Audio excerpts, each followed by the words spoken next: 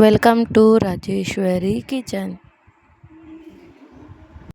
ಇವತ್ತು ನಾವೇನು ಮಾಡಾಕತ್ತೇವಂದ್ರೆ ಉಳಿದ ಇಡ್ಲಿ ಹಿಟ್ಟಿನಾಗ ಮಸ್ತ್ ಅಂದ್ರೆ ಮಸ್ತ್ ಉತ್ತಪ್ಪ ದೋಸೆ ಮಾಡಾಕತ್ತೀವ್ರಿ.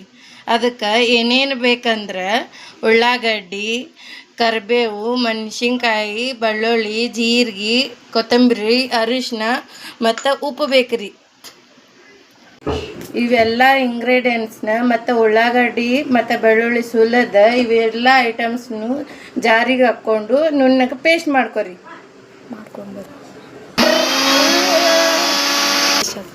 ಅದೆಲ್ಲ ಪೇಸ್ಟ್ನ ಈ ಹಿಟ್ಟಿಗೆ ಇಡ್ಲಿ ಹಿಟ್ಟಿಗೆ ಹಾಕಿ ಹಿಂಗೆ ಚಂದಾಗ ಕಲಿಸ್ಕೋಬೇಕ್ರಿ.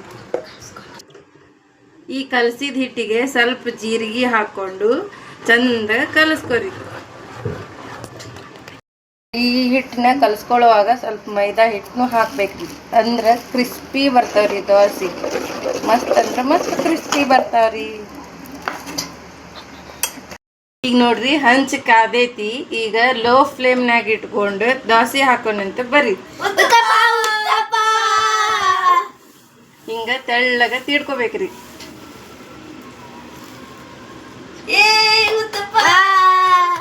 ಇವು ಉತ್ತಪ್ಪ ಸಲುವಾಗಿ ನನ್ನ ಮಕ್ಳು ಹೆಂಗೆ ಚೀರಾಡಕತ್ತಾರ ನೋಡ್ರಿ. ಉತ್ತಪ್ಪ ಜಲ್ದಿ ಕೊಡು ಅಂತೇಳಿ. ಈಗ ಸ್ವಲ್ಪ ಎಣ್ಣೆ ಹಾಕ್ಬೇಕ್ರಿ. ಹೈ ಫ್ಲೇಮ್ನಾಗ ಇಟ್ಟು ಎಣ್ಣೆ ಹಾಕ್ಬೇಕ್ರಿ.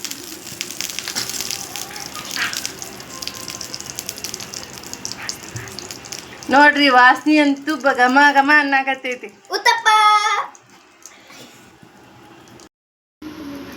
ಈಗ ಇದನ್ನ ಒಂದು ಸೈಡ್ ಬೆಂದಿಂದ ತಿರುವಿ ಹಾಕ್ಬೇಕು ನೋಡ್ರಿ. ಈಗ ಉತ್ತಪ್ಪ ರೆಡಿ ಆಗೈತಿ ನೋಡ್ರಿ.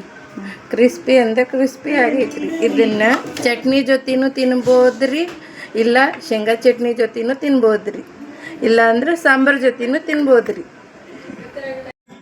ಕ್ರಿಸ್ಪಿ ಆದ ಉತ್ತಪ್ಪ ರೆಡಿ ಆಗಿದೆ ನೋಡ್ರಿ. ಈಗ ನನ್ನ ಮಗಳಿಗೆ ಕೊಟ್ಟು ಟೇಸ್ಟ್ ಹೇಗಾಗಿದೆ ಅಂತ ಕೇಳ್ತೇನೆ. ಆರಾಧ್ಯ ತಗೋ ತಿನ್ ನೋಡಿ. ಉತ್ತಪ್ಪ ತಿನ್ ನೋಡಿ ಹೇಳಿ ಹೆಂಗಾಗೈತೆ ಅಂತೇಳಿ. ಕ್ರಿಸ್ಪಿಯಾಗಿ ಸಾಫ್ಟ್ ಆಗಿ ಟೇಸ್ಟಿಯಾಗಿ ಮಸ್ತ್ ಆಗೈತೆ ಮಮ್ಮಿ. ಇನ್ನೊಂದು ಮಾಡ್ಕೊಡು ಮಮ್ಮಿ, ಮಸ್ತ್ ಆಗೈತಿ. Thank you.